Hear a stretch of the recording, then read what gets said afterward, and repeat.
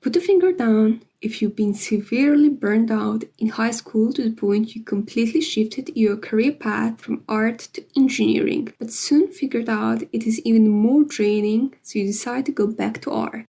Put another finger down if you've put audio from an old series just so you can say your very first video started with "the hat is in sight" and not "hey guys."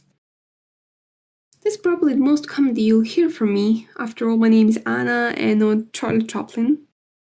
Wait, that was not a good comparison. Anyway, the actual purpose of this call is to go over the timeline that brings me here, analyzation of it, and lessons learned for you, and help you with your burnout or just general orientation in life. So buckle up, because we're going way back to 2019. Or better call it the Roman Empire era, because we know what happened to the Roman Empire.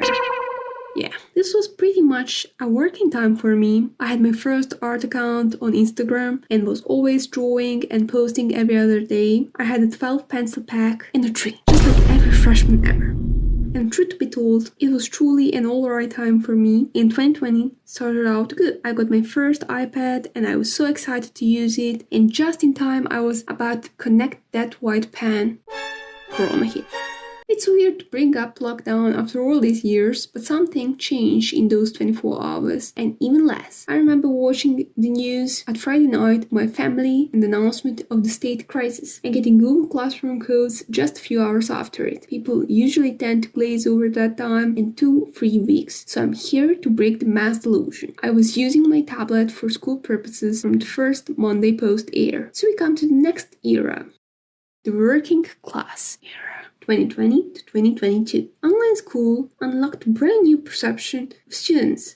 And you know those videos made by some designers where the client says, "Can you make it pop more?" 300 times, and the designer actually manages to make all of those variations based off vague comment, "I don't like how it looks, but I'm not sure what should you change about it." Well, that's pretty much how 90% of communication went. It could range between 9 to 13 variations a day, which obviously was closed with, "You know what? The first one you did was the best, so I'll agree with that." I couldn't explain the feeling I had at the time, but now I can. I didn't like being treated like ChatGPT. It also applied to other non-artistic classes as well. There were 10 out of 14 classes that required you to write a long, well-composed answer to a question in 2 minutes. That's where communication between classmates died, because you can't physically keep up. I was highly shadow banned on Instagram, unsurprisingly, and that's where I completely stopped. No posting, no drawing, no nothing. Eventually, we did go back to regular schooling, but there was no emotion to anything whatsoever. Being perceived like a robot from the community continued, but not as intense, since 30 people in class can't talk at the same time like we could in comment section of a question in Google Classroom. I started valuing the quick production more, so I focused on mathematics more, as well as I picked to go to faculty that requires maths entrance exam, and so I left. 2023 opened a brand new era, the Renaissance. I met more maths people, which kinda gave me back the art kit badge. But it wasn't as quick as you may think it came to be concluded. It felt more like a group detective investigation. In short, it started with me drawing a cube in less than 90 minutes and ended with the professor shouting at me, "You are a cheater, you've been taught how to draw," in front of 60 people, Hercule Poirot style. Just to be clear, the final act happened later on with another assignment, the portraits, so there was a build-up, but this is just a resume of the main points through all stages of my journey. You can guess what happened there. I shouted back and explained that no one really sat down with me to explain any technique or tools or anything. Art class was just repeating, do it and do it better. That turned the situation around for that professor, and I got, wait, so you're actually good, badge, which honestly boosted my confidence and closed the Renaissance era in 2024. So when 2025 came, I started sketching again, and for the first time I started looking for references on Pinterest with a few alterations since I wanted to be on theme. I slowly transitioned to coloring those drawings on my phone and retouching them on my tablet. By the fall of that same year, I started posting again on both Instagram and TikTok, which leads us to revamp era. And with joining YouTube in 2026, social media on full blast era. Not a good name for it, but you get the message. And here we are. My main focus in the last months was to build up mini-series like Miraculous Episodes as book series and Ladies of British Monarchy portrait series. I would like to keep those, but also get into long-form videos, so you might be seeing some analyzation videos of those, but also challenges, tips, commentary stuff connected to art, design, and animation. But for now, let's dive into analyzation of what I did wrong. Number 1. Asking for validation.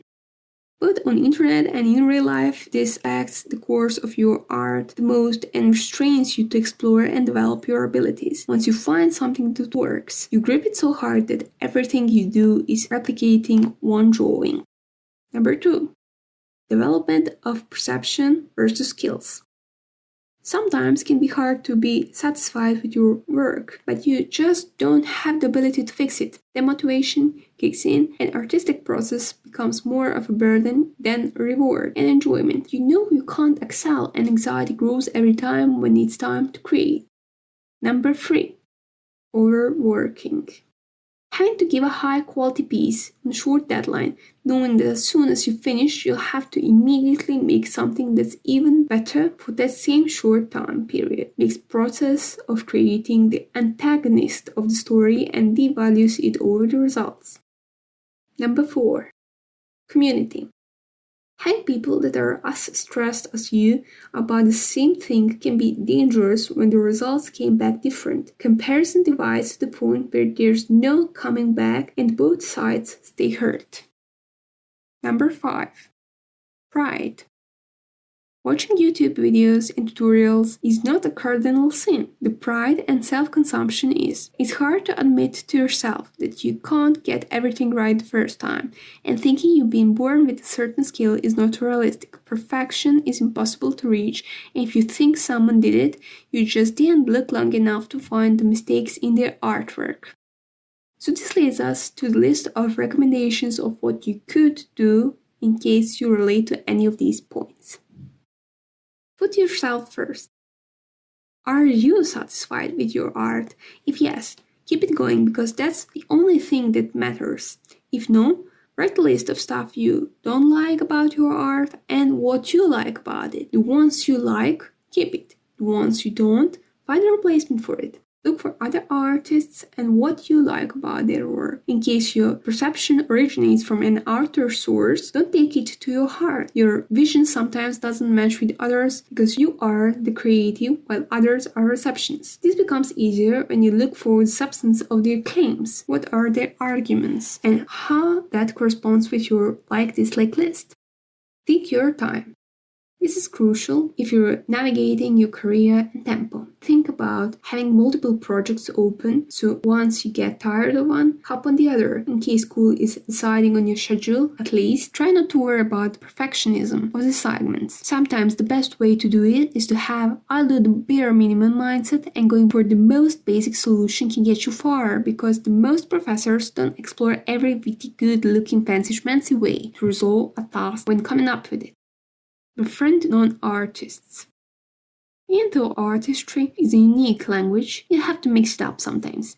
Have you ever watched the film Swindle? Basically, it's about a group of kids with different interests came together on a secret mission to redeem a baseball card. They're complementing each other and win in the end. Anyway, the point is, having someone who doesn't see you as an opponent can be great because you can mentally support each other without having to be heavily involved in certain job or topics. That way, you can get an average consumer, have a fresh point of view on something, and you won't get stoned for making a mistake, nor it will hurt that much if a problem is found. To finish this off, don't go too hard on yourself. And if you want to compare your work with work you made at the beginning of your artistic journey. Find your own place where you feel the most comfortable, but don't forget to go out of your comfort zone once in a while. You got this. Until the next video call, be creative.